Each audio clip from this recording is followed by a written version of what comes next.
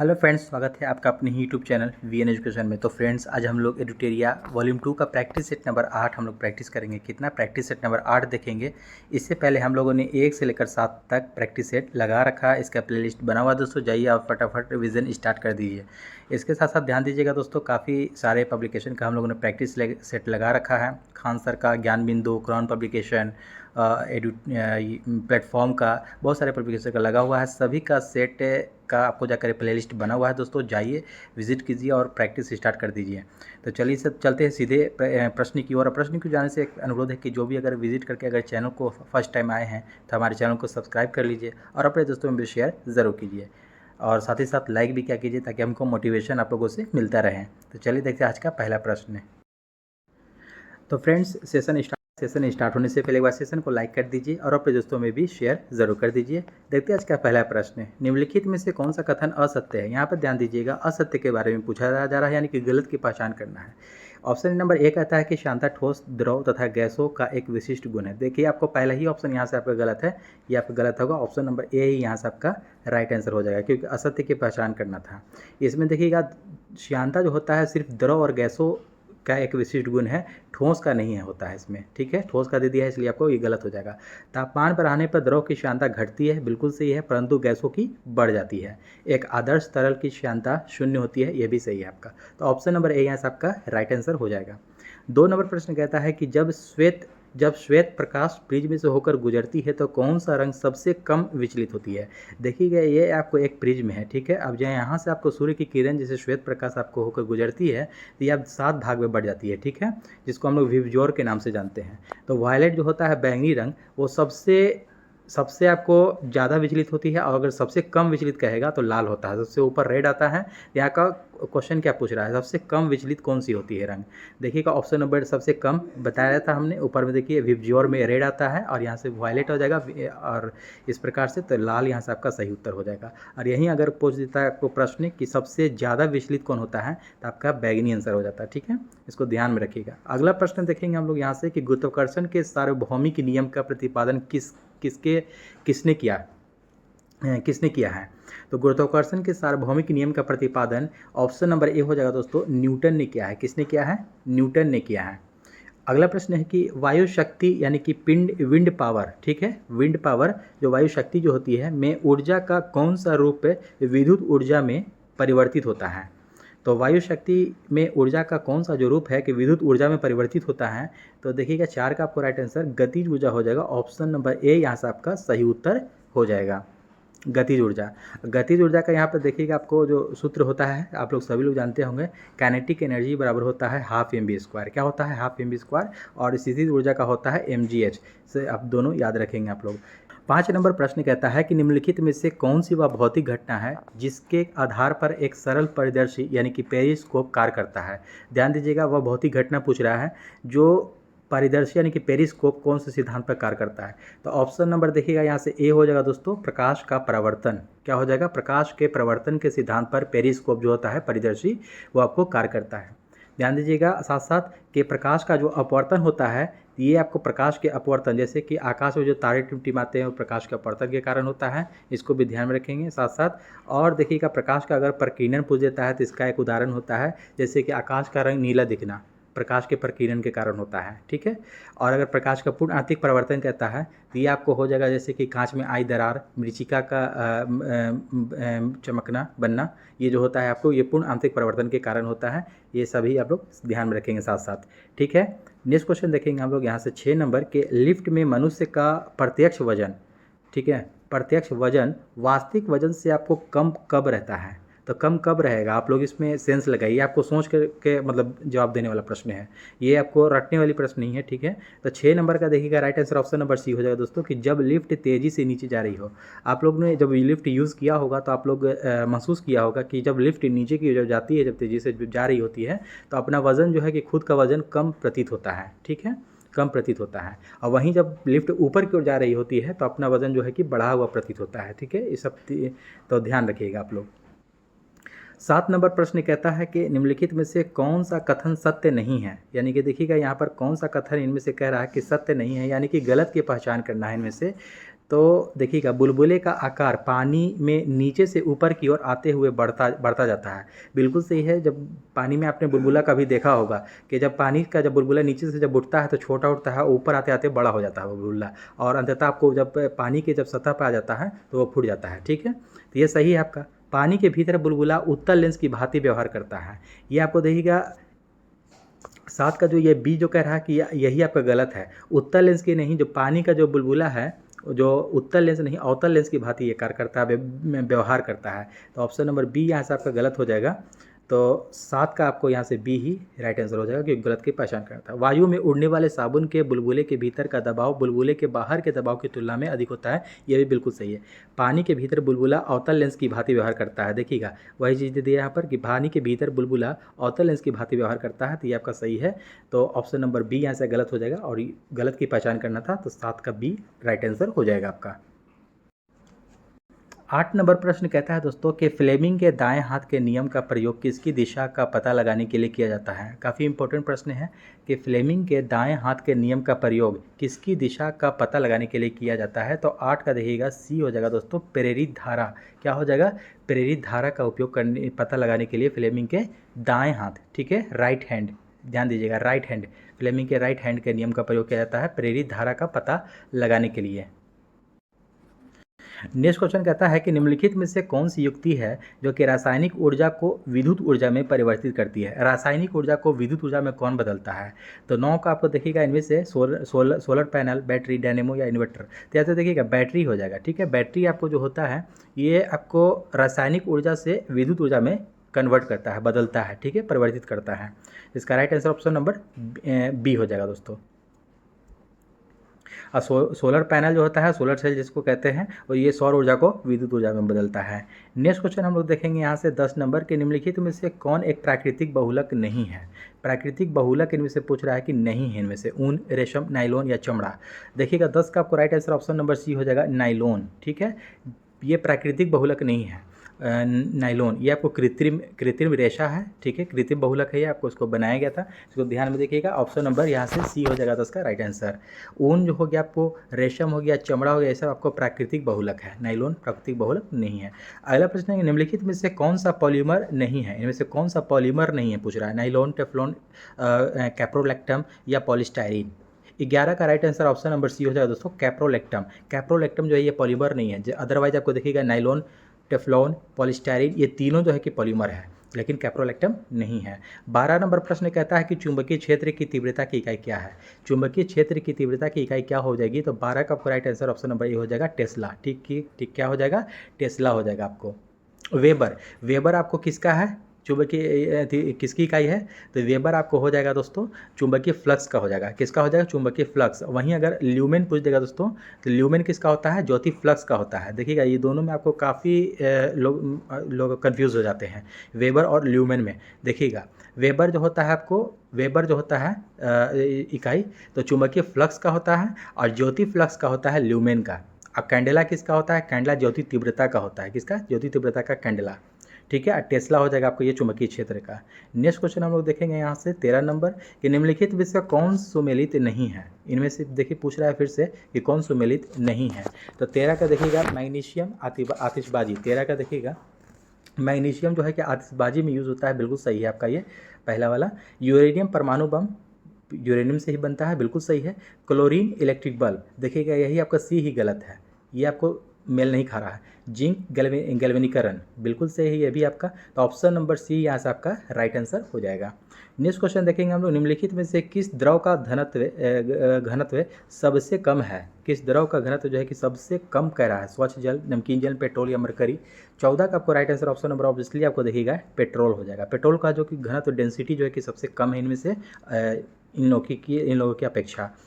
15 number देखेंगे प्रश्न यहाँ से कि निम्नलिखित में से कौन सा तत्व नहीं है। इनमें से कौन सा पूछ रहा है कि एलिमेंट नहीं है। सोडियम, टिन, पानी, कार्बन। 15 का right answer option number C हो जाएगा, पानी। ठीक है, पानी आपको तत्व नहीं है इनमें से। ठीक है, तत्व वे हो, देखिएगा तत्व क्या है। तत्व के पहले बारे में जानेंगे हम लोग कि तत्व वे होते हैं जो एक प्रकार से परमाणु से बने होते हैं। किससे? परमाणुओं से। अतः जैसे कि आपको सोडियम हो गया, टिन, कार्बन, ये सब तत्व हैं, जबकि जल जो है कि दो भिन्न तत्वों से मिलकर बना होता है। ठीक है, आपको हाइड्रोजन और ऑक्सीजन से मिलकर बना होता है। इसलिए आपको पानी क्या हो जाएगा? ये आपको यौगिक हो जाएगा। इसको ध्यान में रखिएगा, क्या हो जाएगा ये आपका दोस्तों? ये यौगिक हो जाएगा। अदरवाइज आपको ये सोडियम हो गया, टिन हो गया, कार्बन, ये सब आपको तत्व है। नेक्स्ट क्वेश्चन देखेंगे, निम्नलिखित में से कौन सा आवर्त सारणी का हिस्सा नहीं है? आवर्त सारणी का इनमें से कौन सा हिस्सा नहीं है? 16 का धातु, अधातु, गैस, उपधातु। 16 का आपको right answer option number C हो जाएगा, गैस। गैस जो है कि आवर्त सारणी का हिस्सा आपको इसमें से नहीं है। 17 नंबर प्रश्न हम लोग देखेंगे, निम्नलिखित में से किस विटामिन का रासायनिक नाम कैल्सीफेरॉल है? ठीक है, काफ़ी इजी प्रश्न है। कैल्सीफेरॉल किसका हो जाएगा? 17 का ऑप्शन नंबर ए हो जाएगा दोस्तों, विटामिन डी का।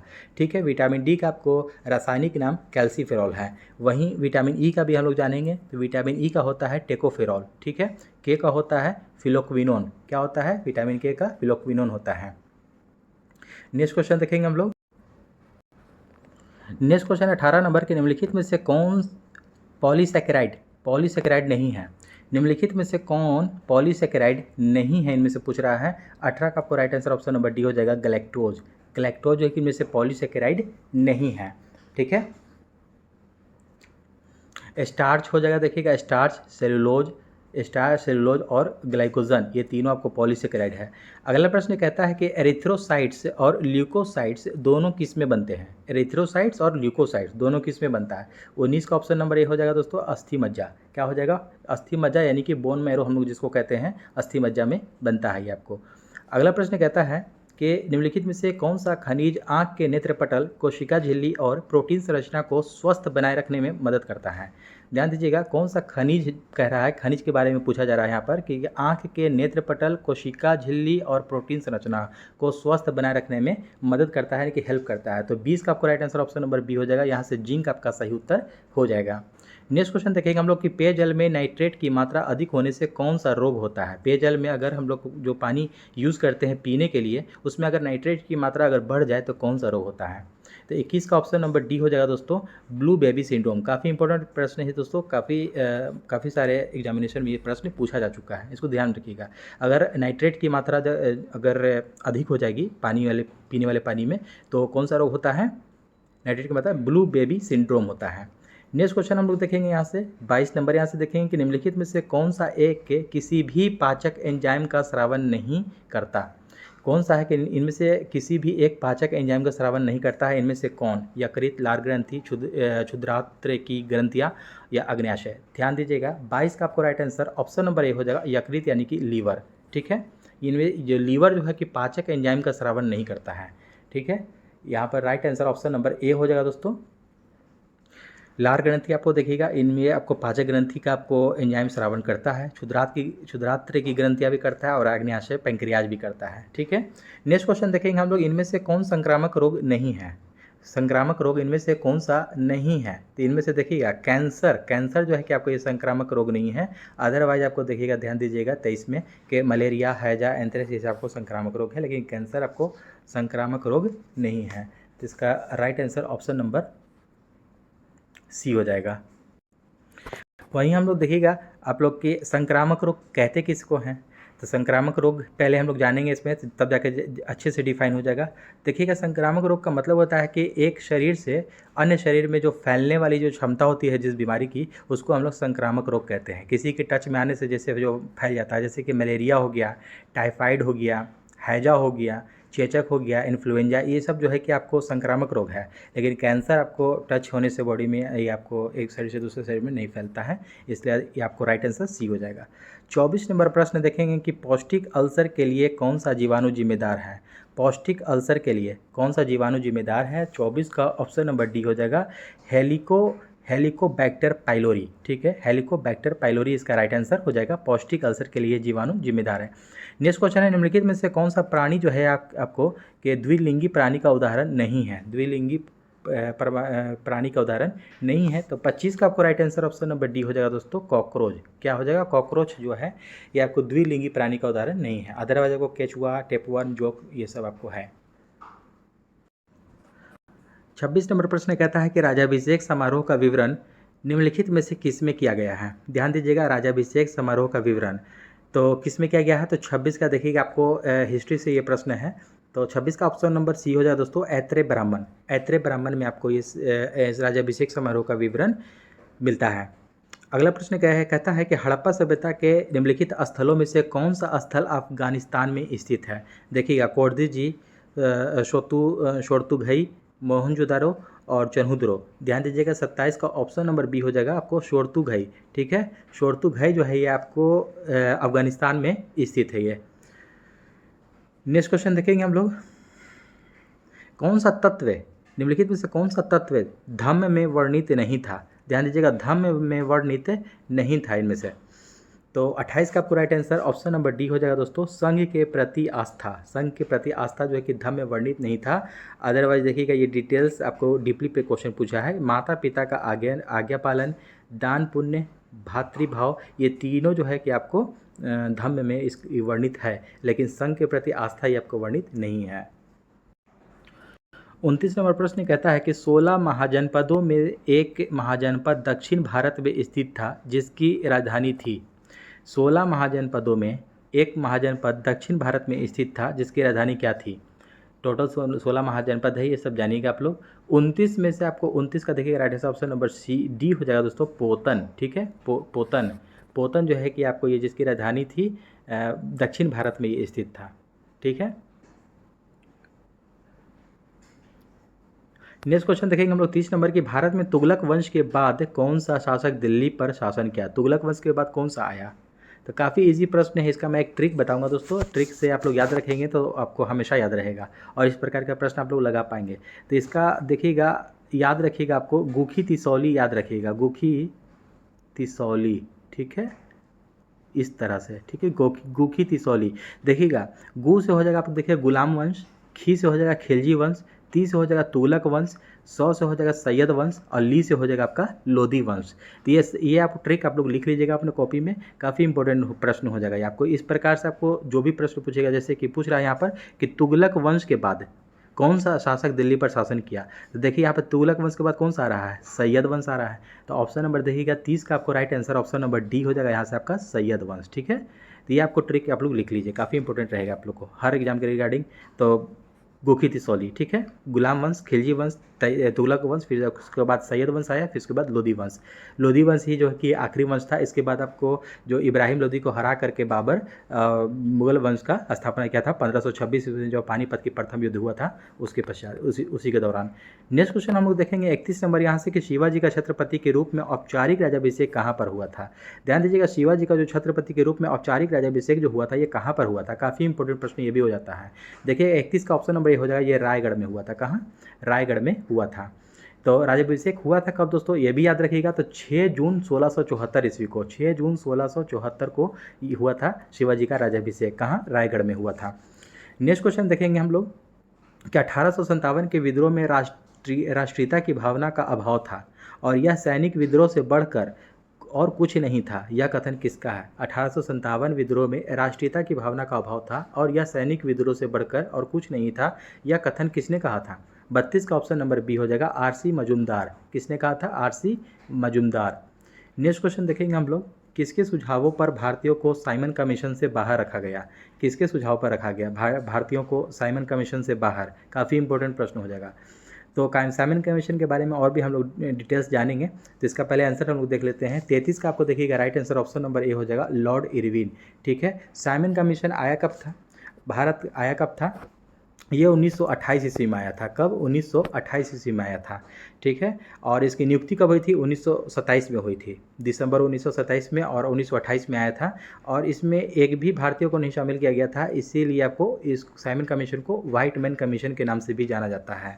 ठीक है, और इसी का विरोध करने के लिए लाला लाजपत राय को इसके सर पर लाठी का प्रहार हुआ था, जिसके 1 महीने के बाद चोट के कारण उनकी मृत्यु हो गई थी। इसको ध्यान में रखेंगे आप लोग। तो ठीक है, तो किसके कहने पे, लॉर्ड इरविन के कहने पर। नेक्स्ट क्वेश्चन हम लोग देखेंगे 34 नंबर यहाँ से कि निम्नलिखित में से कौन एक सही सुमेलित नहीं है, पूछ रहा है 34 में। ध्यान दीजिएगा, Bhagat Singh the Indian sociologist.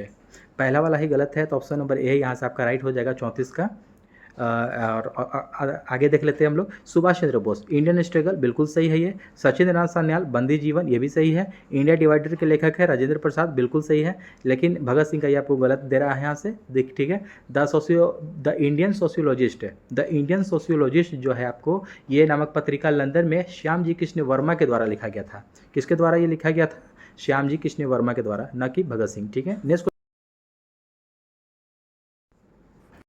35 number प्रश्न कहता है कि पाकिस्तान की स्थापना की मांग मुस्लिम लीग ने किस अधिवेशन में की थी?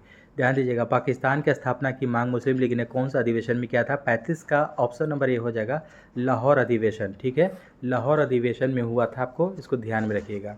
देखिएगा, मुस्लिम लीग के द्वारा आपको 23 मार्च 1940 को लाहौर अधिवेशन में पाकिस्तान की मांग का औपचारिक प्रस्ताव पेश किया गया था। ठीक है, तो इसका राइट आंसर लाहौर अधिवेशन हो जाएगा, इसको याद रखिएगा। नेक्स्ट क्वेश्चन देखेंगे हम लोग 36 नंबर के, किस वायसराय के कार्यकाल के दौरान भारत की राजधानी कलकत्ता से स्थानांतरित होकर दिल्ली बनी? कौन से वायसराय के कार्यकाल के दौरान हुआ था ये? तो 36 का आपको right answer option number B हो जाएगा, लॉर्ड हार्डिंग द्वितीय के समय में हुआ था, ये 1911 ईस्वी में। ठीक है, इसको ध्यान में रखिएगा, 1911 ईस्वी में। ये 1911 ईस्वी में तृतीय दिल्ली दरबार का आयोजन जो किया गया था उसी समय। ठीक है, लॉर्ड हार्डिंग द्वितीय के समय में। नेक्स्ट क्वेश्चन हम लोग देखेंगे, रैयतवाड़ी व्यवस्था सर्वप्रथम कहाँ लागू की गई? रैयतवाड़ी व्यवस्था सर्वप्रथम कहाँ लागू किया गया था? तो 37 का आपको राइट आंसर ऑप्शन नंबर हो जाएगा, मद्रास में। ठीक है, रैयतवाड़ी व्यवस्था सर्वप्रथम कहाँ लागू की गई थी? 37 का आपको ए हो जाएगा, मद्रास, यहाँ से आपका राइट आंसर। अगला प्रश्न कहता है कि अनुसूचित जाति के लिए लोकसभा की कितनी सीटें आरक्षित हैं? अनुसूचित जाति के लिए, ठीक है, एससी के लिए पूछ रहा है कि लोकसभा में कितनी सीटें आरक्षित है। काफ़ी इंपॉर्टेंट प्रश्न है। ठीक है, देखिएगा, तो 38 का आपको राइट आंसर ऑप्शन नंबर यहाँ से सी हो जाएगा, 84 सीट। कितना है? 84 सीट जो है कि आपको अनुसूचित जाति के लिए, यानी कि एससी के लिए पूछ रहा है। ठीक है, एससी के लिए आपको कितना है? 84 सीट है। वहीं आपको एसटी के लिए पूछ देगा अगर प्रश्न कि एसटी के लिए कितना है, तो ये आपको 47 याद रखना है। ठीक है, एसटी के लिए। ठीक है, एससी के लिए 84 और 47 आपको एसटी के लिए, यानी कि अनुसूचित जनजाति के लिए लोकसभा में सीटें आरक्षित हैं। कभी कभी प्रश्न पूछ देता है तो दोनों को मिला करके कि अनुसूचित और अनुसूचित जनजाति के लिए लोकसभा में कितनी सीट आरक्षित हैं, तो दोनों जोड़ दीजिए, आपको 7 4 11 और 8 4 12 1 13, यानी कि 131। कितना हो जाएगा? 7 4 11, हाथ में बचा 1 और 8 4 12 1 13। ठीक है, हाँ, 131 टोटल। ठीक है, कभी कभी टोटल मिलाकर भी पूछ देता है, तो ध्यान रखिएगा आप लोग। 84 सीट एससी के लिए, 47 सीट एसटी के लिए। नेक्स्ट क्वेश्चन देखेंगे हम लोग, भारतीय संविधान में मूल रूप से कितने मौलिक अधिकार प्रदान किए गए थे? मूल रूप से पूछ रहा है कि मौलिक अधिकार कितने प्रदान किए गए थे भारतीय संविधान में? तो 39 का आपको देखिएगा, यहाँ से आपका राइट आंसर ऑप्शन नंबर यहाँ से ए हो जाएगा दोस्तों, 7। ठीक है, मूल रूप से पूछ रहा कि कितने मौलिक अधिकार प्रदान किए गए थे, तो टोटल 7, लेकिन अब कितने हैं टोटल मौलिक अधिकार? आपको 6 हैं। ठीक, अभी ठीक है, 6 हैं।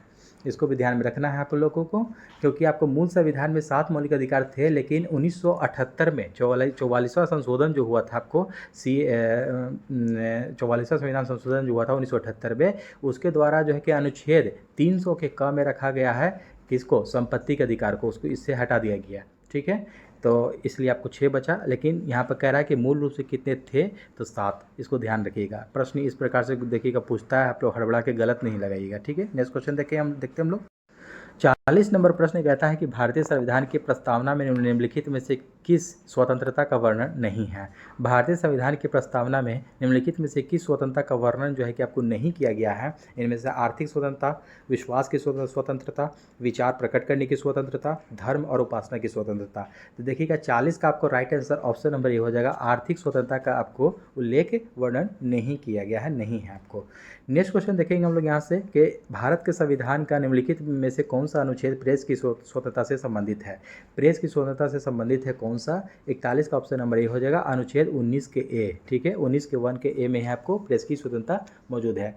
नेक्स्ट क्वेश्चन हम लोग देखेंगे यहाँ से, 42 नंबर के निम्नलिखित में से कौन सरकार के तीसरे अंग के रूप में जाना जाता है? सरकार के कौन जो है कि सरकार के तीसरे अंग के रूप में जाना जाता है? 42 का ऑप्शन नंबर सी हो जाएगा, सर्वोच्च न्यायालय। ठीक है, सुप्रीम कोर्ट। सरकार के देखिएगा 3 प्रमुख अंग होते हैं। कौन कौन से अंग होते हैं? विधायिका होता है, एक कार्यपालिका और एक न्यायपालिका। इसको ध्यान रखिएगा, विधायिका, कार्यपालिका और न्यायपालिका, ये सरकार के प्रमुख 3 अंग हैं। ठीक है, लेकिन यहाँ पूछा है सरकार के तीसरे अंग के रूप में किसे जाना जाता है, तो सुप्रीम कोर्ट, यहाँ याद रखिएगा सर्वोच्च न्यायालय को तीसरे अंग के रूप में जाना जाता है। 43 नंबर प्रश्न देखेंगे कि भारत के संविधान में उद्देशिका का विचार लिया गया है, कहाँ से लिया गया है उद्देशिका का विचार, तो 43 का right answer option number B हो जाएगा, यूएसए के संविधान से, अमेरिका के संविधान से उद्देशिका का विचार लिया गया है।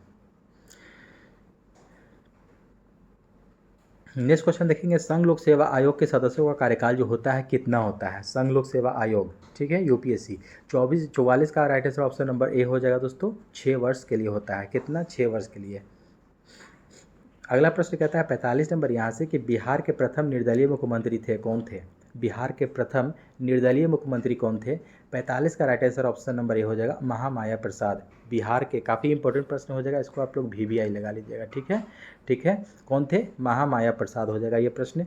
बिहार के प्रथम निर्दलीय मुख्यमंत्री, अगर पूछ देगा बिहार के प्रथम मुख्यमंत्री सिर्फ कौन थे, तो श्री कृष्ण सिंह आप लोग लगाइएगा, लेकिन प्रथम निर्दलीय मुख्यमंत्री कह रहा है तो ये आपको महामाया प्रसाद हो जाएगा, 45 का ऑप्शन नंबर ए हो जाएगा दोस्तों, ठीक है। ये कब बने थे, महामाया प्रसाद सिन्हा 5 मार्च 1967 से 28 जनवरी 1968 तक मुख्यमंत्री ये रहे थे। और वहीं अगर जैसे कि हमने कहा कि बिहार के प्रथम मुख्यमंत्री अगर सिर्फ पूछ देगा तो श्री कृष्ण सिंह याद रखिएगा आप लोग थे। नेक्स्ट क्वेश्चन कहते हैं हम लोग देखेंगे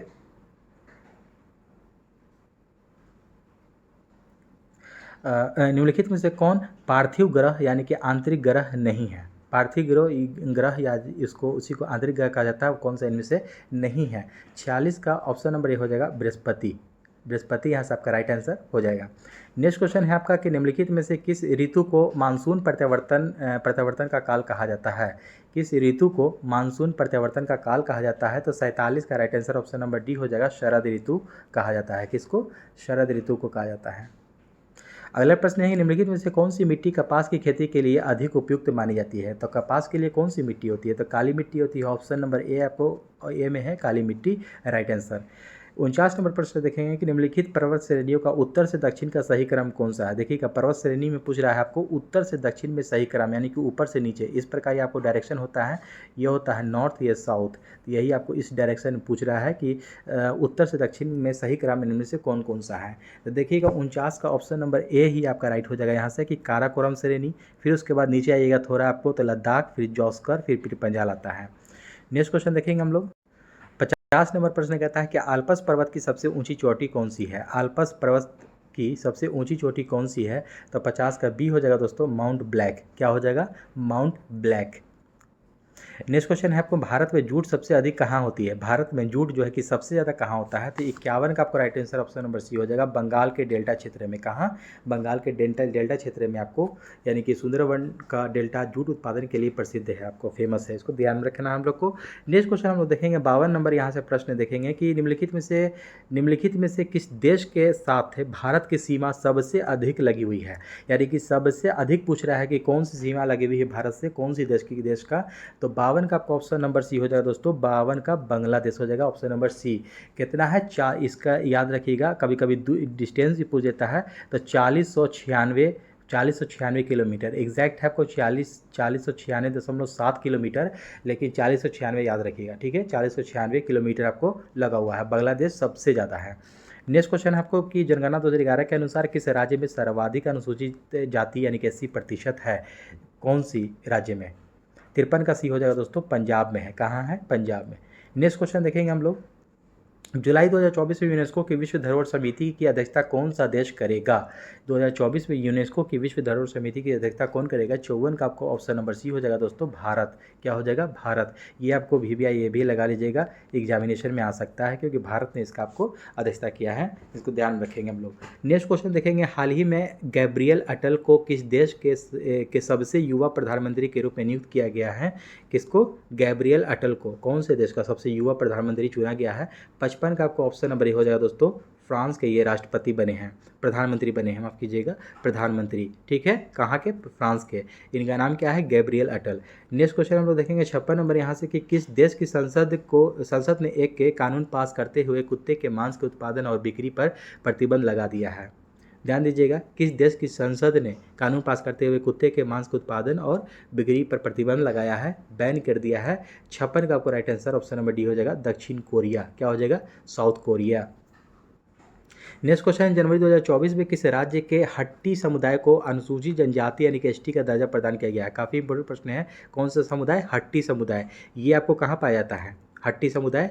तो इसका राइट आंसर 57 का आपको ऑप्शन नंबर बी हो जाएगा, हिमाचल प्रदेश में। ठीक है, ह से हट्टी, ह से हिमाचल। इस तरह से कोई क्वेश्चन आप लोग ट्रिक से बना करके याद कीजिए, ज़्यादा मतलब याद रहेगा। हट्टी समुदाय, हिमाचल प्रदेश। ठीक है, नेक्स्ट क्वेश्चन देखेंगे। रक्षा मंत्री राजनाथ सिंह ने 1 जनवरी 2024 को किस शहर में बालिकाओं के लिए पहले पूर्ण सैनिक स्कूल संविद गुरुकुलम बालिका सैनिक स्कूल का उद्घाटन किया? तो 58 का आपको राइट आंसर ऑप्शन नंबर ये हो जाएगा दोस्तों, मथुरा उत्तर प्रदेश में किया है। कहाँ? मथुरा उत्तर प्रदेश में। ये राजनाथ सिंह ने किया है, रक्षा मंत्री राजनाथ सिंह ने। किस शहर में? तो मथुरा उत्तर प्रदेश। बालिकाओं के लिए पूर्ण सैनिक स्कूल संविद गुरुकुलम बालिका सैनिक स्कूल का उद्घाटन किया। नेक्स्ट क्वेश्चन, हाल ही में प्रधानमंत्री नरेंद्र मोदी ने किस शहर में दुनिया के सबसे बड़े ध्यान केंद्र यानी कि स्वरवेद महामंदिर का उद्घाटन किया? काफ़ी इंपॉर्टेंट प्रश्न है, भी आपको करेंट अफेयर का प्रश्न है। 59 का आपको right answer option number B हो जाएगा, वाराणसी में। कहाँ? वाराणसी, बनारस। ठीक है, नेक्स्ट क्वेश्चन देखेंगे हम लोग। मामल्लपुरम उत्सव निम्नलिखित में से किस राज्य का त्यौहार है? मामल्लपुरम उत्सव जो मनाया जाता है, कौन से राज्य का ये त्यौहार है? 60 का ऑप्शन नंबर बी हो जाएगा, ये तमिलनाडु में मनाया जाता है मामल्लपुरम। ठीक है, नेक्स्ट क्वेश्चन देखेंगे हम लोग। 61 नंबर प्रश्न है कि अंतरिम केंद्रीय बजट 2024-25 में किन वर्गों पर फोकस किया गया है? अंतरिम केंद्रीय बजट में पूछ रहा है 2024-25 कौन से वर्ग पर आपको फोकस किया गया है, कौन से वर्ग पर? 61 का आपको right answer option number D हो जाएगा दोस्तों, इनमें से सभी है, यानी कि गरीब, युवा एवं किसान, महिलाएं, इनमें से सभी, तीन में से सभी पर किया गया है। अगला प्रश्न है, फरवरी 2024 तक भारत में अंतर्राष्ट्रीय महत्व की आर्द्रभूमियों की कुल संख्या कितनी है? भूमियों नहीं, भूमि होगा। आर्द्रभूमियों की कुल संख्या कितनी है अंतर्राष्ट्रीय महत्व की? तो देखिएगा 62 का आपको right answer option number D हो जाएगा, 80। तो देखिएगा 80 नहीं, आपको टोटल आपको अब 82 हो गया है। 80 था यहाँ पर। अभी हाल ही में आपको बिहार का 2 और आर्द्रभूमि को शामिल किया गया है, अभी करेंट, अभी हाल ही में हमारे ये इसका भी, इस पे भी हमने प्रश्न वीडियो बना हुआ है दोस्तों, जाइएगा वहाँ आप लोग, करेंट अफेयर का ये प्लेलिस्ट बना हुआ, वहाँ पर देखिएगा आप लोग, उसके में डिटेल्स हमने बना रखा है। तो यहाँ पर देखिएगा 2 और बिहार से मिलाया गया है, टोटल अब 82 हो गया है रामसर साइड। ठीक है, टोटल तो देखिए बिहार का 2 कौन कौन सा है? एक नागी है, एक नागी है, एक है नकटी उसका नाम। ठीक है, नकटी रिजर्व। ठीक है, दोनों को आपको शामिल किया गया है, तो 82 हो गया है, इसको ध्यान रखना है हम लोग को। नेक्स्ट क्वेश्चन में देखेंगे हम लोग यहाँ से कि 63 का कि विश्व खुशहाली सूचकांक 2023 में भारत का स्थान क्या है? देखिए खुशहाली में पूछ रहा है आपको 2023 में भारत का स्थान क्या है, तो 63 का आपको राइट आंसर ऑप्शन नंबर यहाँ से देखिएगा, ऑप्शन नंबर ए हो जाएगा, खुशहाली में 126 है। खुशहाली में 126वें स्थान पर है। ठीक है, अगर भुखमरी में कहा जाए आपको भुखमरी में, तो 111वां स्थान आपको भुखमरी में है। ठीक है, 111वां स्थान भुखमरी में है, 126 खुशहाली में भी है। और अगर शांति में अगर पूछा जाए पीस में, तो उसमें भी आपको 126वें स्थान पर ही है भारत, इसको ध्यान में रखेंगे दोनों का हम लोग। ठीक है, विश्व खुशहाली सूचकांक 2023 और वैश्विक शांति सूचकांक 2023 दोनों में आपको 126वां स्थान है भारत का, इसको ध्यान में रखेंगे। और ग्लोबल हंगर इंडेक्स जैसे भुखमरी पूछता है तो 111वां स्थान है अपना भारत का। और विश्व आर्थिक स्वतंत्रता सूचकांक अगर पूछ देगा तो 131वां स्थान है भारत का, इस सभी को याद रखेंगे आप लोग। नेक्स्ट क्वेश्चन है कि निम्नलिखित में से कौन सा मिलान असत्य है, यानी कि गलत की पहचान करना है। 64 का देखिएगा आपको राइट आंसर देखिएगा, लद्दाख से सियाचिन ग्लेशियर बिल्कुल सही है, उत्तराखंड गंगोत्री ग्लेशियर बिल्कुल सही है, हिमाचल प्रदेश जेमू ग्लेशियर ये आपको सी गलत है, सिक्किम कजनजंगा ग्लेशियर ये भी सही है। तो ऑप्शन नंबर सी यहाँ से आपका राइट आंसर हो जाएगा, यही गलत है आपका, क्योंकि हिमाचल प्रदेश जेमू ग्लेशियर जो कह रहा था, जेमू ग्लेशियर जो है आपको सिक्किम राज्य में स्थित है। कहाँ है ये जेमू ग्लेशियर? सिक्किम राज्य में पड़ता है। 65 नंबर प्रश्न देखेंगे कि सनराइज उद्योग के रूप में किस उद्योग या उद्योगों को जाना जाता है सनराइज में? ध्यान दीजिएगा यहाँ पर। तो 65 का आपको राइट आंसर ऑप्शन नंबर देखिएगा यहाँ से सी हो जाएगा दोस्तों, केवल 2। ठीक है, यानी कि सूचना प्रौद्योगिकी। ठीक है, सूचना प्रौद्योगिकी को जो है कि सनराइज उद्योग के रूप में जाना जाता है। 66 नंबर प्रश्न देखेंगे, निम्नलिखित में से कौन सा मिलान सही नहीं है? इनमें से कौन सा मिलान सही नहीं है, यानी कि गलत की पहचान करना है इनमें से। 66 का देखिएगा right answer option number Sikkim Yumthang घाटी ये आपका बिल्कुल सही है, और नागालैंड जुकू घाटी ये भी सही है। ठीक है, और पश्चिम बंगाल कंबन घाटी ये गलत है, ऊपर से कोई नहीं, देखिएगा यही गलत है, यही आपका सही हो जाएगा, क्योंकि कंबम घाटी जो है आपको ये तमिलनाडु में पड़ता है। कंबम घाटी कहाँ है? तमिलनाडु में पड़ता है। कहाँ? तमिलनाडु। ठीक है, तमिलनाडु। तमिलनाडु। नेक्स्ट क्वेश्चन देखेंगे हम लोग 67 नंबर, निम्नलिखित में से किस एक का संबंध पर्यावरणीय सुरक्षा से नहीं है? पर्यावरणीय सुरक्षा से इनमें से किसका नहीं है? 67 का right answer option number B हो जाएगा, गरीबी कम करना। ये आपको पर्यावरणीय सुरक्षा से बिल्कुल नहीं है। ठीक है, धारणीय विकास, वातानुकूलन, कागज के थैलों का प्रयोग, ये पर्यावरणीय सुरक्षा से है। 68 नंबर प्रश्न देखेंगे हम लोग कि गैंडा संरक्षण परियोजना कब शुरू किया गया? गैंडा संरक्षण परियोजना कब से शुरू किया गया? तो 68 का ऑप्शन नंबर ये हो जाएगा, 1987 में शुरू किया गया। कब? 1987 में ये परियोजना शुरू किया गया था। राष्ट्रीय आय की गणना करते समय निम्नलिखित में से किसको शामिल किया जाता है? राष्ट्रीय आय की गणना करते समय 69 का आपको right answer option number C हो जाएगा, चौकीदार की आय। ठीक है, राष्ट्रीय आय गणना करते समय निम्नलिखित में से किसको शामिल किया जाता है? तो चौकीदार की आय को शामिल किया जाता है। 70 नंबर प्रश्न देखेंगे, प्राथमिक घाटा एवं ब्याज भुगतान का योग निम्नलिखित में से किसके बराबर होता है? प्राथमिक घाटा एवं ब्याज भुगतान का योग निम्नलिखित में से किसके बराबर होता है? तो 70 का आपको right answer option number D हो जाएगा, राजकोषीय घाटा। क्या हो जाएगा? राजकोषीय घाटा। 71 नंबर प्रश्न कहता है कि पृथ्वी शिखर सम्मेलन का आयोजन किया गया था। पृथ्वी शिखर सम्मेलन का आयोजन किया गया था। 71 का right answer option number B हो जाएगा, रियो में। कहाँ? रियो में किया गया था। ये शिखर सम्मेलन कब किया गया था? रियो में 1992 ईस्वी में किया गया था। नेक्स्ट क्वेश्चन देखेंगे हम लोग यहाँ से कि 72 नंबर की सूची को सूची 2 से मिलान करना है यहाँ पर। तो 72 का देखिएगा, यहाँ से मिलान करते हैं हम लोग कि कौन किसका हो जाएगा। यहाँ पर ध्यान रखेंगे, देखिएगा एक आपको 18 अप्रैल का क्या हो जाएगा? यहाँ पर विश्व विरासत स्थल मनाया जाता है। ठीक है, एक आपको विश्व विरासत स्थल कहाँ है? ये 2 में है, देखिएगा 18 अप्रैल। ठीक है, 22 मई को क्या मनाया जाता है? 22 मई को मनाया जाता है अंतर्राष्ट्रीय जैव विविधता दिवस। और 29 जुलाई को मनाया जाता है दोस्तों, सी का आपको देखिएगा 1 हो जाएगा, अंतर्राष्ट्रीय बाघ दिवस। और 5 दिसंबर को मनाया जाता है विश्व मिट्टी दिवस। तो इस प्रकार से आपका राइट आंसर ऑप्शन नंबर क्या हो जाएगा? सी हो जाएगा दोस्तों। नेक्स्ट क्वेश्चन देखेंगे हम लोग यहाँ से 73 नंबर की, किसे भारत का प्लास्टिक मैन कहा जाता है? ध्यान दीजिएगा, भारत का प्लास्टिक मैन किसे कहा जाता है? 73 का ऑप्शन नंबर ये हो जाएगा दोस्तों, राजगोपालन वासुदेवन। ठीक है, राजगोपालन वासुदेवन को भारत का प्लास्टिक मैन कहा जाता है, plastic man of India, Rajagopalan Vasudevan. Next question है, कृति राज सिंह किस खेल से संबंधित है? कृति राज सिंह कौन से खेल खेलती है? तो ध्यान दीजिएगा 74 का right answer option number B हो जाएगा, भारोत्तोलन से ये संबंधित है। कौन सा? भारोत्तोलन। नेक्स्ट नंबर प्रश्न कहता है यहाँ पर, ध्यान दीजिएगा यहाँ पर दोस्तों कि युग्म निम्नलिखित युग्मों का विचार देखिएगा, विचार करना है, इनमें से मिलान करना है। तो यूनेस्को लंदन, ध्यान दीजिएगा यूनेस्को लंदन मुख्यालय नहीं है। अंतर्राष्ट्रीय संगठन जेनेवा, आपको ये सही है बिल्कुल। बी वाला 2 नंबर वाला एमनेस्टी इंटरनेशनल न्यूयॉर्क, ये गलत है। एमनेस्टी इंटरनेशनल का आपको लंदन में है। ठीक है, तो ऑप्शन नंबर सिर्फ 2 इसमें से सही है, एक ठो, तो केवल आपको यहाँ से 2 हो जाएगा, केवल 2। ऑप्शन नंबर ए यहाँ से आपका सही उत्तर हो जाएगा दोस्तों। ठीक है, यूनेस्को का देखिएगा, यूनेस्को का आपको कहाँ है? यूनेस्को का मुख्यालय कहाँ है? पेरिस, याद रखिएगा कहाँ है? यूनेस्को पेरिस हो जाएगा आपका। और जाकर के 2 वाला तो सही है, अंतर्राष्ट्रीय श्रम संगठन जेनेवा। और एमनेस्टी इंटरनेशनल जो हो जाता है ये आपको लंदन है, इसका कहाँ है? लंदन है इसका मुख्यालय।